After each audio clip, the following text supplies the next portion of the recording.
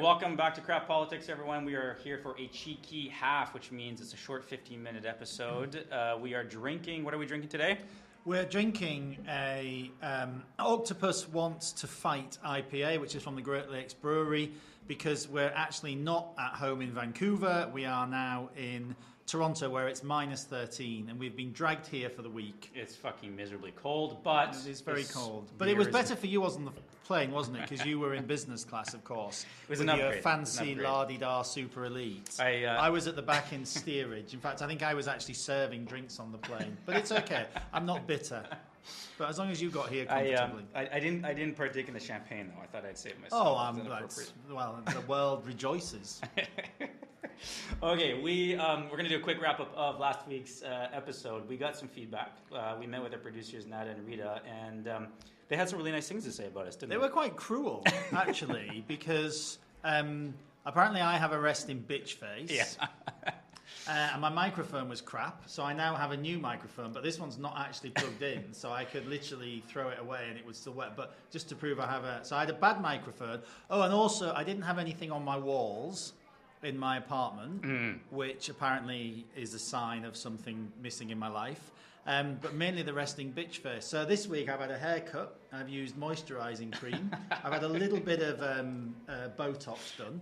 And really? No. I guess it takes a while to settle in. Of course not. I'm not going to. Anyway, so I'm here now, and I was really happy for the feedback. But you were brilliant, apparently. So that's. I'll take it. So as long as it worked out for you. So I'm just going to smile weirdly at the camera now for the rest of the show. Right, pinch the cheeks. Yeah, I'm going to. Okay, the idea with the cheeky halves is we keep it short and snappy.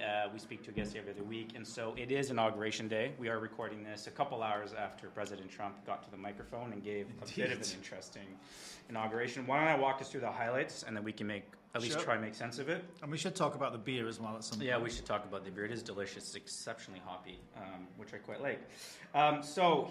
Trump began by declaring a national emergency south of the border.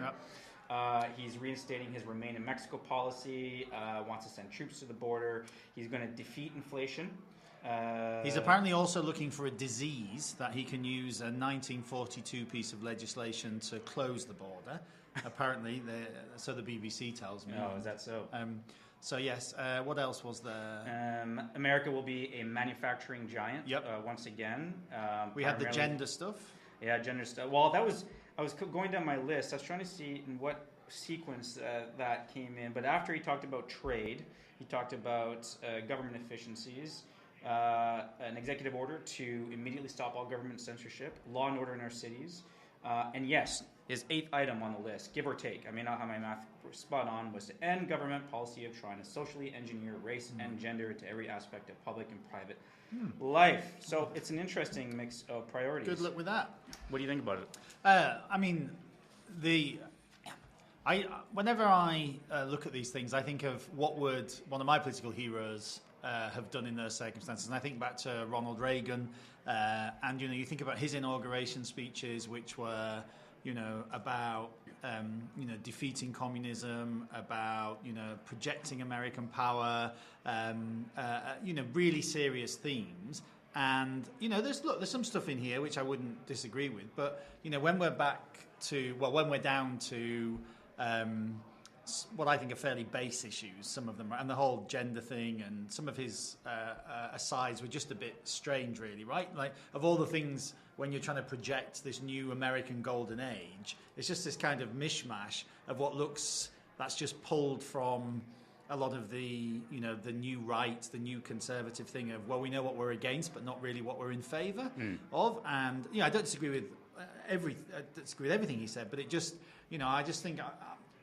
Somebody who grew up in the 80s, I want an American president who projects American values and American power, because those are Western values and Western power, which is important for all of us who care about democracy, care about the rule of law, all of these things that, were so important in the 80s as the fight. And, we're just kind of into this weird mishmash now. So, I don't know. What did you think? Well, so first of all, he's not my style. The Trump brand of conservatism is just not what I subscribe to. No. I have a hard time with it. However, I'm trying to be a little bit more objective about this. And I think it would be a mistake in a global context, particularly in the West. So we're talking about Canada and the UK specifically, but you'll tell me if I'm wrong in the UK. I think it would be a mistake to look at what Trump said today as some Trumpism, and that is a purely American thing. I think he hit on so many notes that even if they are written for an American audience, the undertones of a lot of his core message will resonate outside of his own borders. 100%. And look, the immigration issue is a serious issue which is affecting lots of Western countries, right? The huge changes that countries have seen, the inability to control immigration, the whole issue with illegal migration is an issue from, Poland to the UK, to France, to Germany, Canada, Australia. So absolutely important things, which is why, some of what he said, I think, but also we would be wrong to dismiss this, right? Because this trend of Trumpism, whatever it is taking hold across much of the Western world, right? This kind of, this reactionary, more right-wing reactionary viewpoint is taking hold amongst particularly certain groups, right? We hear a lot about angry young men in this country and in the UK. So, it's not to be dismissed. Yeah, and I think so much of the economic message to this, whether the antidote or the prescription that he has in mind is going to be the appropriate one, of course, probably not always going to be the case. But I think the feeling of being economically left behind, I think, is a resonant message in so many countries right now. It's got a twang about it right now. It doesn't sound the way many other leaders would say it, but I think it's going to. We've got to be careful not to be so dismissive about it. And his brilliance, of course, is being able to tap into that and being what was actually, quite an incredible campaigner on this, this cycle. So, it's not to be sniffed at. And, these are, themes that are taking hold. By the way, if anyone can hear any noise, it's there's a crowd outside because they heard I was here, and this is what happens. They heard crowd politics. Because I don't know whether you know, Joseph, I used to be an MP, yeah, right. And I don't like to talk. I forgot about that. But sometimes, people turn up and just either try and. So that's why there's a reception going on. So if there is a bit of noise, it's not our fault. Anyway, to continue on. But to continue on, I'm curious if you have a view on how much. American allies need to mirror what Trump is putting in the window. And I think about, obviously, in the Canadian context, the most obvious one, because we are so close and so greatly affected by this. But,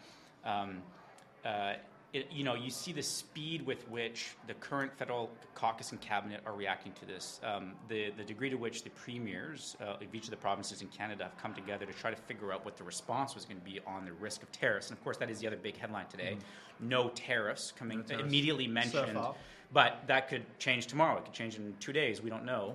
But the speed with which everyone reacted, has been prepared to react on this, to me is an indicator of what's going to be required of anyone working in government in any of the key jurisdictions around the world, which is they're going to be expected to be hyper-responsive because there's no other way to manage this. Yeah, and look, let's be honest. His very existence has resulted in the Canadian government actually taking some action on its own immigration issues, right, which have clearly been a festering sore in this country now for some time, right, as it has been across the West.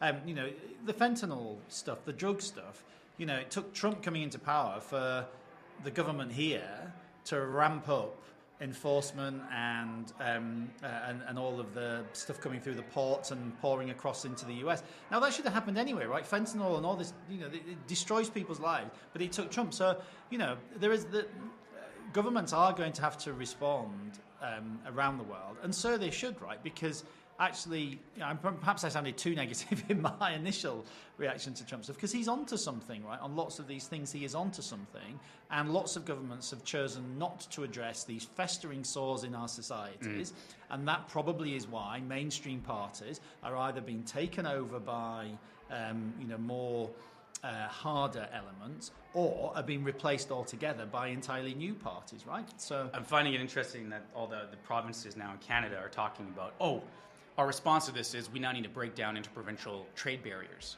well, where the fuck was this Yes. 5 years ago, 10 years ago? But so yes, the response, at least within Canada, is to find a way to become more competitive again, and that's going to require a lot of interprovincial trade, leaning into industries that can be successful in their own country. But it should not have required the election of Donald J. Trump to get us to this point. Exactly. And if I was, as a business owner, it's frustrating to have to see our government actors or elected officials waiting for absolute crises before they're taking the appropriate public policy responses that they need to take. And I think that's just the nature of, sadly, governments across the West these days, right? Is it actually takes a disaster to force them into action because doing nothing is easier. Yep. Am I smiling enough, by the way? I just want to check because it's really starting to hurt my cheeks now when I'm trying to do this. This just doesn't feel natural. So, anyway, we might have to take a screenshot of it and have the more I vote. drink, the smilier I become, though. So this is good, and this is quite the strong beer, isn't it? What was it? Could that be our poll of the week? Should we make it? What's that? Has Andrew Percy's resting bitch face improved? Well, I don't think it will. I mean, but that could be a poll. I'll get my mother to vote. That's not a guaranteed I positive should probably vote, just though, is agree it? with it, actually. So.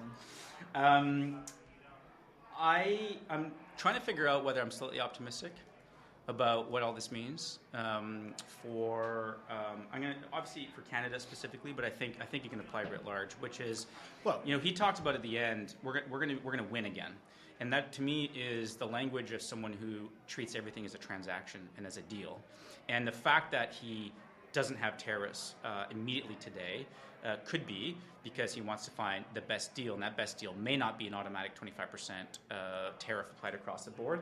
But I think that means it should be an optimistic sign, as unpredictable as he is, that if you can structure your engagement with him or his administration as a deal, then there might be some wiggle room there. Well, yeah, and I think three things come straight to mind. Right? First of all, the immigration issue, right? Okay, already Canada's responded to that, so there'll be action there. But in terms of wins for Canada, right? Have Donald Trump buy into Canadian energy, right? Because all this stuff around the whole trade gap and the deficit and all the rest of it, a lot of that's based around the oil and gas exports from this country to the United States, right? So actually, do a deal with Trump around that, buy him into it, right? Buy him into getting Canadian energy. And then thirdly, it would be a good thing if this country made good on its commitments around military spending, right? Because we're seeing increasing incursions into the Arctic. That's a direct threat to Canadian sovereignty. We've seen obviously what's happened in Europe over the last couple of years. So maybe Trump will force Canada and other countries around the world that aren't living up to the international commitments they made across the West to live up to those commitments, and that's got to be better, because a stronger West is the best way of deterring some of the common enemies we have, who hate everything we stand for, hate our values, hate our democracy, hate our systems of government and indeed trade. So maybe he's a deal maker, right? So maybe there's a deal to be done on three fronts there. And I wonder too, are we all just getting all worked up for no good reason? I mean, I've seen some commentary out there about him just being a quote-unquote lame duck president, because he's got about a 2-year window before things could start to turn. 2 years into this presidency, there'll be midterm elections. We all know the general trend of what happens with those. But also, it's looking to the next Republican candidate. And also, I think there is a little bit... People really lost their shit last time, right? And then we got to the end of the 4 years. And I think for a lot of people, we thought, oh, well, not actually...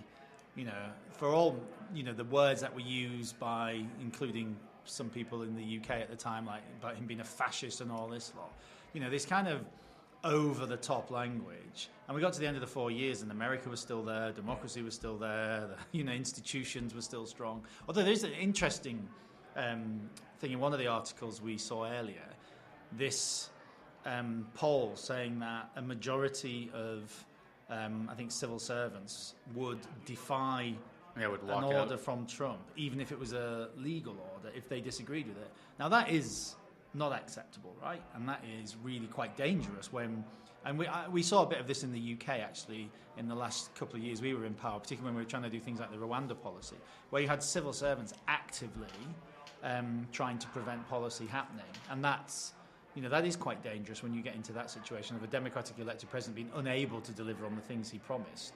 So I think that is a real risk. Well, when I think about this question of whether it's just a 2-year thing or even a 4-year thing, I keep coming back to I feel like anyone who read Hillbilly Elegy in 2016 or 2017, whenever it came out, would have read that book and understood, not that J.D. Vance would become the next vice president, but more importantly, the undercurrents that he covered in that book are the undercurrents that were largely attributed to why Trump's message was resonant in the 2016 cycle. But the issues underlying those communities that are talked about, right? So we're in Appalachian parts of the U.S. We're talking about the Ohio Rust Belt. All these places have not seen a transformative net benefit gain. They're not that much better off today than they were in 2016. And so, to me, reading that book in that time would have surfaced the fact that this is not something that ends with one election cycle. So yes, Trump didn't win the next election cycle, but those issues, those same communities, those same voters probably still felt that there was a long road to go before they were going to get what they wanted. And so the whiplash response was even greater as a result when you put in for Unable. And I wonder if the effects that have taken us here today are effects that are going to take a lot more than just more than half of a term. And so, I mean, it's unclear, right, where it ends, where this whole movement ends, right? It's because I say it's a movement that's happening across the West. So I mean, Trump is not going to be able to address those in 4 years, right? So the question is, what comes next, and that's where it'll be very interesting. Yeah. Okay. Well, I think we've tried to make sense of the inauguration. What do we think of this beer? I think it's a very good beer. Yeah. I mean, so Great Lakes Brewery. If you guys are looking to sponsor a podcast, we're looking for a beer sponsor. Yeah, well, I first had this years ago, actually, when I was first given this by our Consul General when I was the trade envoy, because I don't really know, I used to be an MP. Were you once an MP? Yes, I was an MP. And I came here, and this was one of the beers we had, and I can't remember, we went somewhere near the residence, and this was one of the first beers I got, so it was a really good, and I rated it very well then, so it's a nice beer. Well, for those who can't partake, how would we describe this beer? You start, of course, with the visual description. So it's a nice pale color. It's slight haziness. So it's got much more of a Westy taste, hasn't it? It's Westy being, we got to translate that for people. So West Coast ale. So piney, resinous. Yeah. Very bittered, very hoppy. Bitter. It's dank. Is a good Yorkshire word that we'd use. Yorkshire word. Dank. It's a good dank beer. Dank. So yeah, super bitter, resinous. Pine, I'm agreeing with that. Very drinkable. It's very drinkable. I've drank more of it than you. How would you rate it? I gave it on Untapped. Although we did agree we'd never rate beers on here, but I did give it a 4, which is a very high praise from me. So I'd give this 4 out of 5 stars. It's a good beer. It's good. Okay, well, and an appropriate one. Octopus Wants to Fight. I think everyone's in for a bit of a fight. Whatever side of the political spectrum you find yourself in, whether you're trying to prevent tariffs or fighting legal battles on what genders. Are you not going to share your rant of the week before we end then? What? Do you not have a rant of the week? No, I can't remember having one. Oh, what's your rant of the week? My rant of the week, because we talked about this earlier, but then Joseph got into his business class seat and forgot about it. But my rant of the week, I have 2 rants of the week. One is political, the other is more personal. My political rant of the week is, I don't know whether you saw, there's a Liberal leadership contest going on as well, which we didn't have time to talk to. Maybe we'll talk about that. Yeah. But Chrystia Freeland had her launch. Yes. Right? And she was interrupted by lots of pro-Palestinian protesters. And what annoyed me about that was lots of people took to social media saying, isn't it awful that her speech got interrupted and this is terrible? Now, it is terrible on one level, but actually, as somebody who's a proud member of the Jewish community, for months and months and months now, lots of people have been having protests in their communities where nothing's happened in targeting Jewish communities. So actually, if there is going to be a protest, it should absolutely be a political event, not near a Jewish community facility or neighbourhood. So that was my one rant, that all these people were suddenly getting very angry that Chrystia Freeland's, lots of Liberal politicians were coming out, have had nothing to say about the protests in Jewish neighbourhoods. So that was my one rant. And then my second rant was, can we please have more airlines than Air Canada? in this country. Please, please, please. I mean, I love Air Canada, and if they're listening, I would like super elite status. But that was my other rant of the week, because it's very expensive to fly anywhere in this country. Well, we'll just have to... It's all right for you, because, you know... Because I'm super elite. So those are my two. Which are words no politician. I guess you're an elected former. You're a former elected politician. I did used to be an MP, but you know. But I think politicians in this country have a bad record of bad publicity around them when they insist that they have super elite status. And should I be can't treated imagine an elected politician ever doing anything wrong. So this is this is something I just find very difficult to comprehend. But anyway, we shall see. So we're back next week. Back next week for a full episode, and we're going to have a special guest back on the show. And yeah, we're going to have a lot more to talk about on the first week post-Trump. And then I think, we'll spend some time talking about the Liberal leadership race. Take stock where we're at. And we'll be back in Vancouver. Thank God. It might be raining, but it will be warmer. It won't be minus 15 and blistering off your face. Yes, it's very, very cold here. Yeah. Okay. Great. Thanks, everyone. Thanks for tuning in. Enjoy the beer. Yeah. Thanks a lot. We'll get back. We'll finish these beers. Am I smiling, right? Smiling.